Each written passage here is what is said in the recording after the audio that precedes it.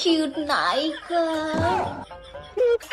নায়িকা, সুন্দর সুন্দরী আপা। এটির বর্তমান নাম হচ্ছে শহীদ আবু সাইদ চত্বর এবং এর ধারাবাহিকতায় এই গেটটির নাম দেওয়া হয় শহীদ আবু সাইদ গেট।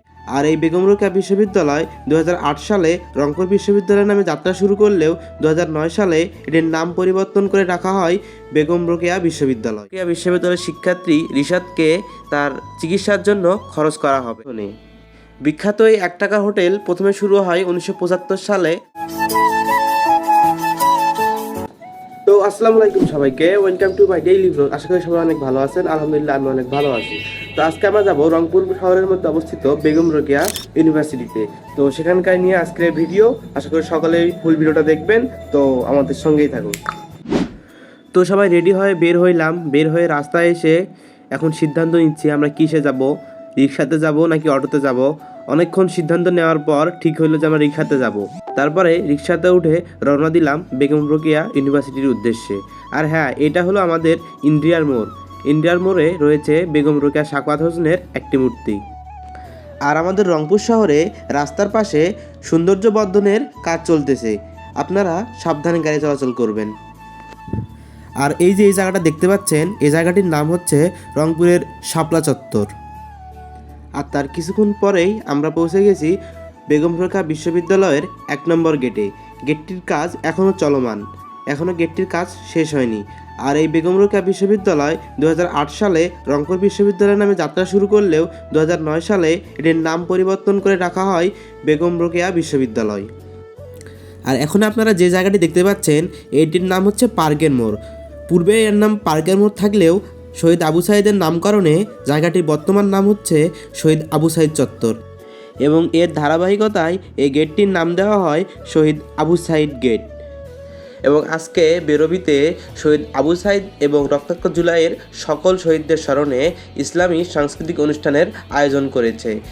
এবং এই অনুষ্ঠানটিতে সঙ্গীত পরিবেশনায় আছে জাতীয় সাংস্কৃতিক সংগঠন কলরব এর শিল্পী গোষ্ঠী। এবং এই অনুষ্ঠানটিকে স্পন্সর করেছে হেল্পফুল শপ বিডি, যেখানে বিভিন্ন ধরনের ইসলামিক বই পাবেন। তারপর একটু সামনে যেতেই দেখি একটি ফুটবলের মাঠ, যেখানে রোকেয়া বিশ্ববিদ্যালয়ের স্টুডেন্টরা এখানে ফুটবল খেলছে। আমরা একটা কোনো ঘুরবে আসে যে সুন্দরী সুন্দরী মেয়ে দেখলো, সে তোমার বলে কি জানি কথা বলে ডায়লগ গুলো মনে পড়ছে না, কও তো। হ্যাঁ আমার মনে আছে। কিউট কিউট নায়িকা, নায়িকা, সুন্দর সুন্দরী আপা, আপা, বড় বড় মডেল। আস্তে আস্তে মডেল। তোমাদের বলতেছি তোমরা আর 16 Pro Max কিনতে পারবা না। কারণ কি জানো? তোমাদের নেতা বিদেশে। अच्छा बेटे टिकटॉक ये हो। তোমরা কেউ 60 Pro Max কিনতে পারবো না, কারণ তোমাদের মতো বিদেশে। ये सब क्या देखना पड़ रहा है। अच्छा है मैं अंधा हूँ। রংপুর স্টেডিয়ামে 1 October state first courier service presents concert for Rishad নামে একটি সাংস্কৃতিক অনুষ্ঠানের আয়োজন করেছে, যেখানকার টিকিটের সম্পূর্ণ টাকাটাই বেগম রোকেয়া বিশ্ববিদ্যালয়ের শিক্ষার্থী রিশাদকে তার চিকিৎসার জন্য খরচ করা হবে। আপনারা সকলেই সেখানে টিকিট সংগ্রহ করুন এবং আপনারা সকলেই রিশাদকে বাঁচাতে এগিয়ে আসুন। বেগম রোকেয়া ইউনিভার্সিটি ঘোরা শেষ, এখন যাবো বাসার দিকে। তো ভাবতেছি বাইরে বেরোচ্ছি, কিছু খাওয়া দাওয়া করবো, তারপর বাসায় যাব। কারণ বাইরে আসছি খাওয়া দাওয়া করবো না, এটা তো হয় না। আমরা ভ্রমণ কিন্তু আসি মানুষ, পাশাপাশি আবার খাবার খাইতে পছন্দ করি। যেমন স্ট্রিট ফুড অনেক ভালো লাগে আমাদের। রংপুরের মধ্যে যেখানে স্ট্রিট ফুড ভালো পাওয়া যাবে কমেন্টের লোকেশন গুলো বলে দিবেন, আমরা সেখানে যাওয়ার চেষ্টা করবো ইনশাআল্লাহ। তারপর আমরা খাবার খাওয়ার জন্য চলে গেলাম রংপুরের ঐতিহ্যবাহী 1 টাকার হোটেলে। হোটেলে গিয়ে দেখি কোনো সিট ফাঁকা নাই। অপেক্ষা করে আছি কখন সিট ফাঁকা হবে, কখন আমরা সিট পাবো।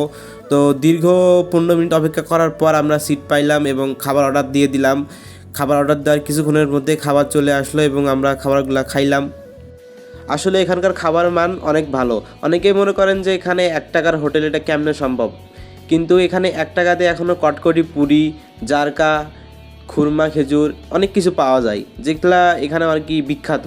তো আমরা এখানে গিয়ে অর্ডার দিয়েছিলাম হচ্ছে খিচুড়ি আর কটকটি পুরি, জারকা আমরা খাইলাম। এখানকার খাবার মান অনেক সুন্দর, আপনারাও চাইলে এখানে আসতে পারেন।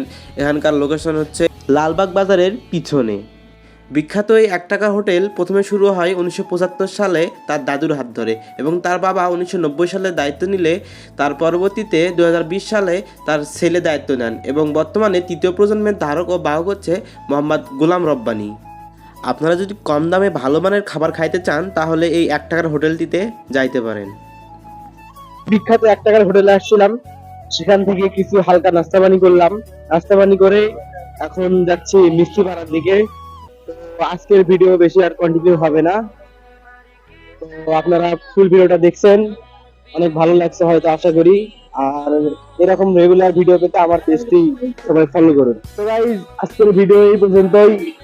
তো ফটাফট লাইক কমেন্ট চ্যানেল সাবস্ক্রাইব করে দিবেন, এবং আমার পেজটিতে নতুন হইলে ফলো দিবেন এবং ইউটিউবে সাবস্ক্রাইব করে দিবেন।